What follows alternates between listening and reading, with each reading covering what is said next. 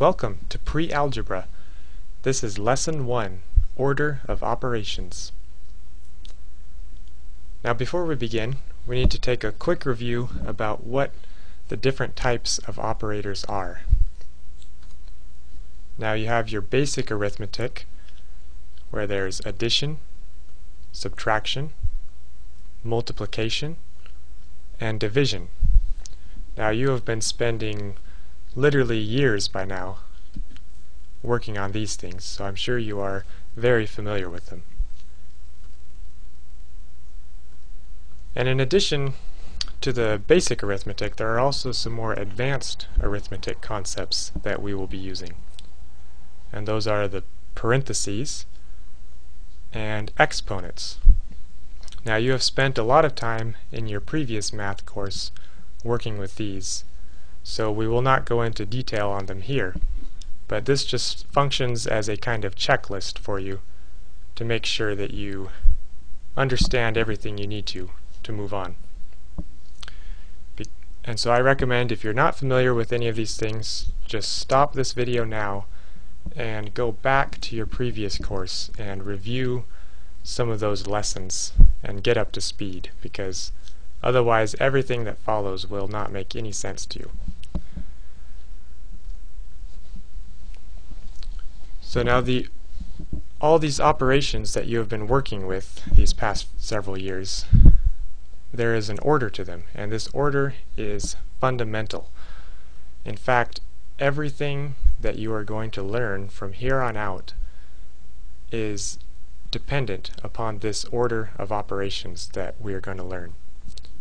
So let's take a look at what this is all about. In this video, we're going to talk a little bit about order of operations. And I want you to pay close attention, because really everything else that you're going to do in mathematics is going to be based on you having a solid grounding in order of operations.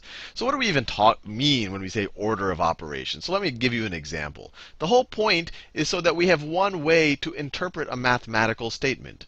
So let's say I have the mathematical statement 7 plus 3 times 5.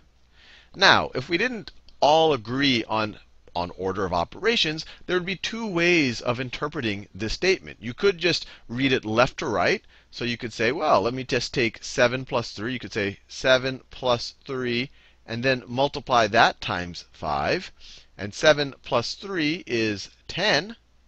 And then you multiply that by 5. 10 times 5, it would get you 50. So that's one way you would interpret it if we didn't agree on an order of operations. Maybe it's a natural way. You just go left to right. Another way you could interpret it, you say, oh, I like to do multiplication before I do addition. So you might interpret it as, I'll try to color code it, 7 plus, and you do the 3 times 5 first. 7 plus 3 times 5, which would be 7 plus 3 times 5 is 15. And 7 plus 15 is 22. So notice, we interpreted the statement in two different ways. This was just straight left to right, doing the addition, then the multiplication. This way, we did the multiplication first, then the addition. We got two different answers. And that's just not cool in mathematics. If this was part of some effort to send something to the moon because two people interpreted it a different way, or one computer interpreted one way and another computer interpreted another way, the satellite might go to Mars. So this is just completely unacceptable. And that's why we have to have an agreed upon order of operations, an agreed upon way to interpret this statement. So the agreed upon order of operations is to do parentheses first. Let me write it over here. Parentheses first. Then do exponents. If you don't know what exponents are, don't worry about it right now. Exponents. And in this video, we're not going to have any exponents in our examples, so you don't really have to worry about them for this video. Then you do multiplication. I'll just write mult short for multiplication. Then you do multiplication and division next. They kind of have the same level of priority. And then finally, you do addition and subtraction. So what is this order of operations? Let me label it. This right here, that is the agreed upon order of operations. And if we follow these order of operations, we should always get to the same answer for a given statement. So what does this tell us? What is the best way to interpret this up here? Well, we have no parentheses. Parentheses look like that. Those little curly things around numbers. We don't have any parentheses here. I'll do some examples that do have parentheses. We don't have any exponents here, but we do have some multiplication and division, or we actually just have some multiplication. So the order of operations say, do the multiplication and division first. So it says, do the multiplication first. That's a multiplication. So it says, do this operation first. It gets priority over addition or subtraction. So if we do this first, we get the 3 times 5, which is 15. And then we add the 7. The addition or subtraction, I'll do it here. Addition, we just have addition. Just like that. So we do the multiplication first, get 15, then add the 7, 22. So based upon the agreed order of operations, this right here is the correct answer, the correct way to interpret this statement. Let's do another example. I think it'll make things a little bit more clear. And I'll do the example in pink. So let's say I have 7 plus 3, 7 plus 3, put some parentheses there, times 4 divided by 2 minus 5 times 6. So there's all sorts of crazy things here. But if you just follow the order of operations, you'll simplify it in a very, I guess, clean way. And hopefully we'll all get the same answer. So let's just follow the order of operations. The first thing we have to do is look for parentheses. Are there parentheses here? Yes, there are. There's parentheses around the 7 plus 3. So it says, let's do that first. So 7 plus 3 is 10. So this we can simplify, just looking at this order of operations, to 10 times all of that. Let me copy and paste that so I don't have to keep rewriting it. So let me copy and let me paste it. So that simplifies to 10 times all of that. We did our parentheses first. Then what do? There are no more parentheses in this expression. Then we should do exponents. I don't see any exponents here. And just so if you're curious what exponents look like, an exponent would look like 7 squared. You'd see these little small numbers up in the top right. We don't have any exponents here, so we don't have to worry about it. Then it says to do multiplication and division next. So where do we see multiplication? We have a multiplication, a division, a multiplication again. Now, when you have multiple operations at the same level, when our order of operations, multiplication and division, are at the same level, then you do left to right. So in this situation, you're going to multiply by 4 and then divide by 2. You won't multiply by 4 divided by 2. But then we'll do the 5 times 6 before we do the subtraction right here. So let's figure out what this is. So we'll do this multiplication first. We'll do that multiplication first. We could simultaneously do this multiplication because it's not going to change things. But I'll do things one step at a time. So the next step we're going to do is this 10 times 4. 10 times 4 is 40. 10 times 4 is 40. Then you have 40 divided by 2. Let me copy and paste all of that again. Then it simplifies to that right there. Remember, multiplication, division, they're at the exact same level, so we're going to do it left to right. You could also express this as multiplying by 1/2, and then it wouldn't matter the order. But for simplicity, multiplication, division, go left to right. So then you have 40 divided by 2 minus 5 times 6. So division, you just have one division here. You want to do that. This is going to take, you have this division, then you have this multiplication. They're not together, so you can actually kind of do them simultaneously. And to make it clear that you do this before you do the subtraction, because multiplication, division take priority over addition, subtraction, we could put parentheses around them to say, look, we're going to do that and that first before I do that subtraction, because multiplication, division have priority. So 40 divided by 2 is 20. We're going to have that minus sign. Minus 5 times 6 is 30. 20 minus 30 is equal to negative 10. And that is the correct interpretation of that. So I want to make something very, very, very clear. If you have things at the same level, so if you have 1 plus 2 minus 3 plus 4 minus 1. So addition and subtraction are all at the same level in order of operations. You should go left to right. So this, you should interpret this as 1 plus 2 is 3. 3, so this is the same thing as 3 minus 3 plus 4 minus 1. Then you do 3 minus 3 is 0 plus 4 minus 1. Or this is the same thing as 4 minus 1, which is the same thing as 3. You just go left to right. Same thing if you have multiplication and division. All on they're the same level. So if you have 4 times 2 divided by 3 times 2, you do 4 times 2 is 8 divided by 3 times 2. And you say 8 divided by 3 is, well, we'll get a fraction there. It would be 8 thirds. So this would be 8 thirds times 2. And then 8 thirds times 2 is equal to 16 over 3. That's how you interpret it. You don't do this multiplication first and divide the 2 by that and all of that. Now, the one time where you can be loosey-goosey with order of operations, if you have all addition or all multiplication. So if you have 1 plus 5 plus 7 plus 3 plus 2, does not matter what order you do it in. You can do the 2 plus 3. You could go from the right to the left. You could go from the left to the right. You could start someplace in between if it's only all addition. And the same thing is true if you have all multiplication. If it's 1 times 5 times 7 times 3 times 2, does not matter what order you're doing there. That's only when it's all multiplication or all addition. If there's some division in here, if there's some subtraction in here, you're best off just going left to right.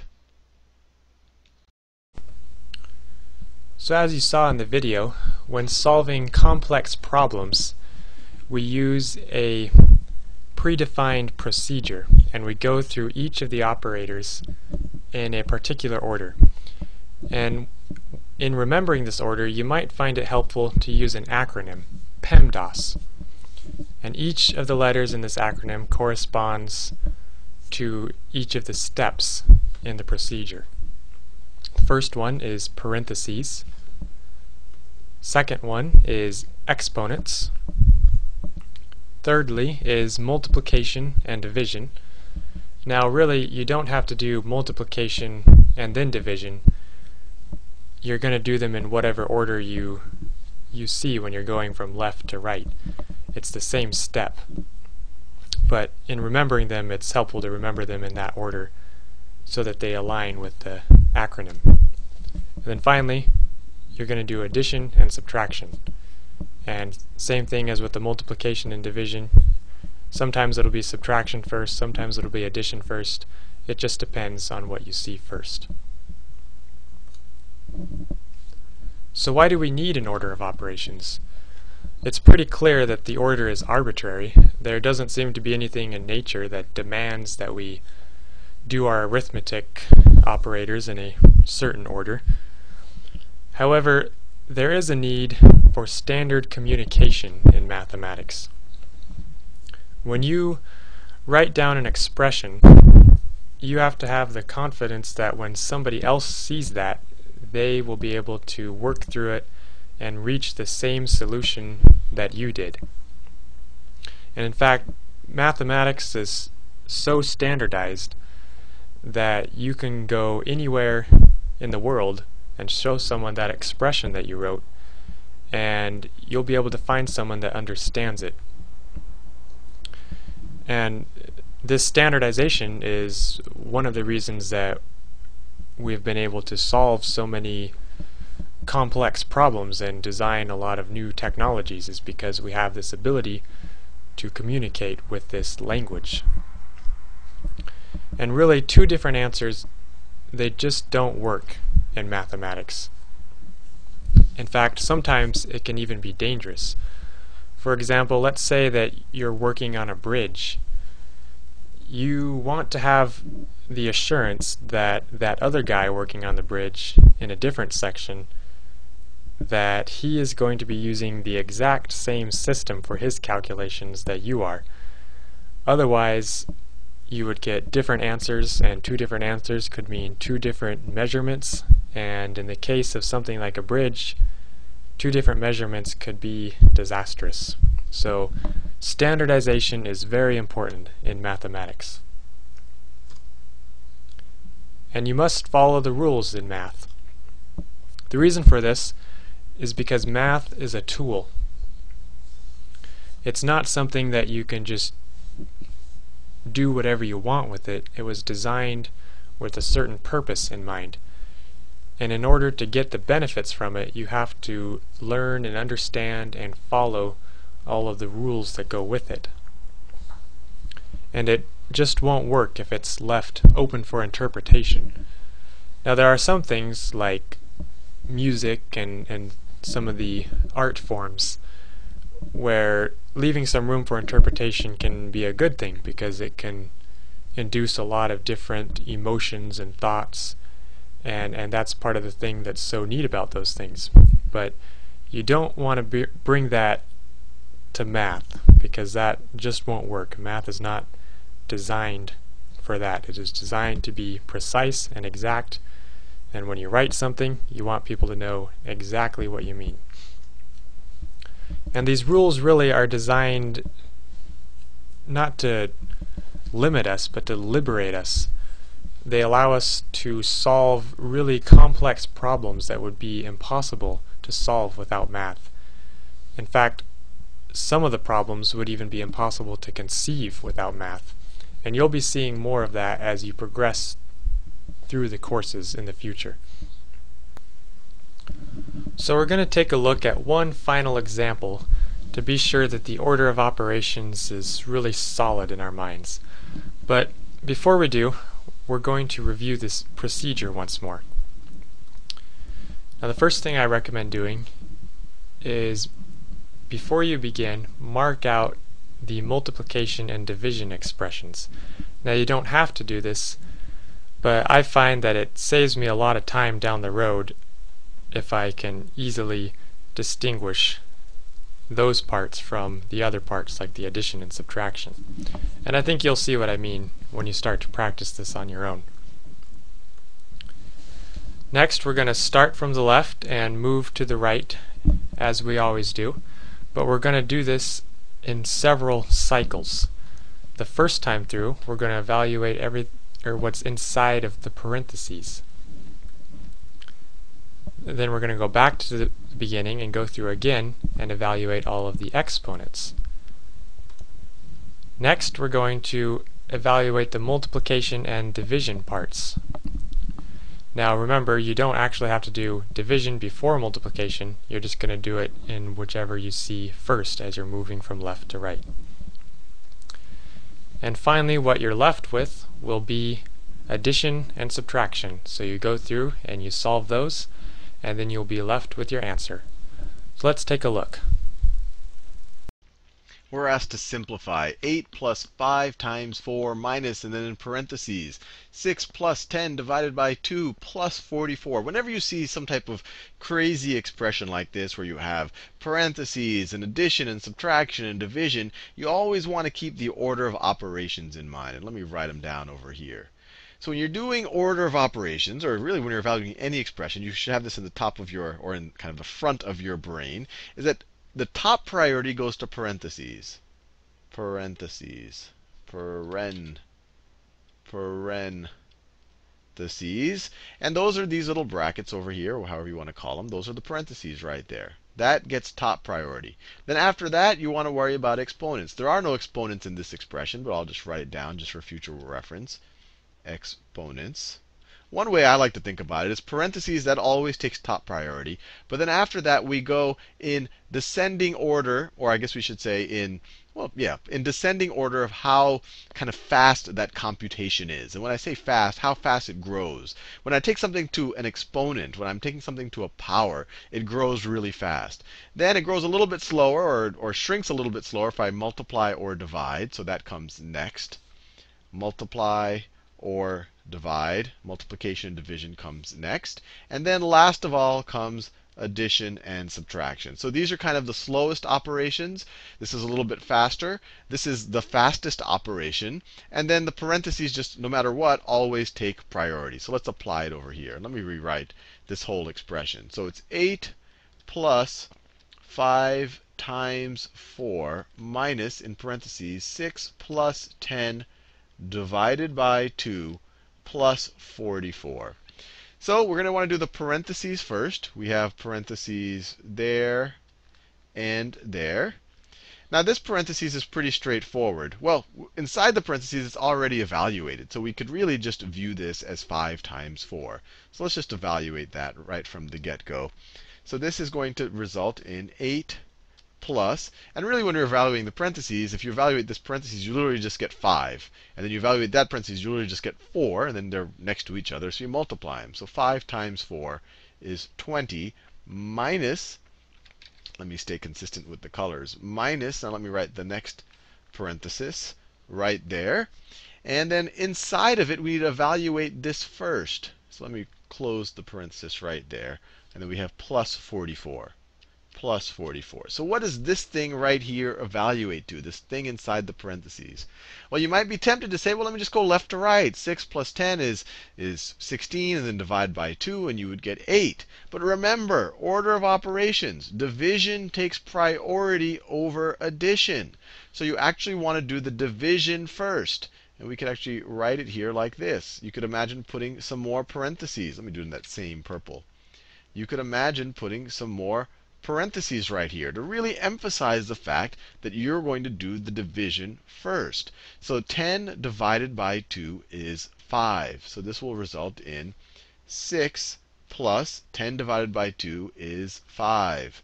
6 plus 5. Well, we still have to evaluate this parentheses. So this results with 6 plus 5. Well, that's 11. So we're left with 20. Let me write it all down again. We're left with 8 plus 20 minus 6 plus 5, which is 11, plus 44. And now that we have everything at this level of operations, we can just go left to right. So 8 plus 20 is 28. So you could view this as 28 minus 11 plus 44.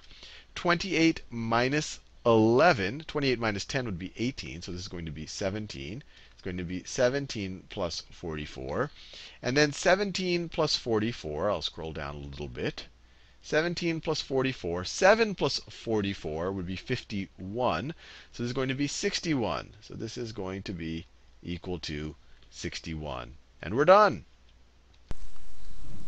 So there you have it. That is the order of operations. It's pretty straightforward, nothing too complicated about it really. But it is important that you remember the order of operations. You're going to be using this a lot, so you're going to want to always have it available in your memory. Now, I recommend using the PEMDAS acronym if that helps you, or if you come up with your own way of remembering it, that's fine too. But just as long as you can always have it in your mind when you're solving problems from here on out. Now, this order of operations is fundamental. We're going to be using it in everything else that you learn from here on out. And finally, by learning this order and following these rules, you're going to be able to solve much more complex problems. And this is going to open doors for you to solve all kinds of new mathematical problems and learn new concepts. So I think you're going to have a good time with it.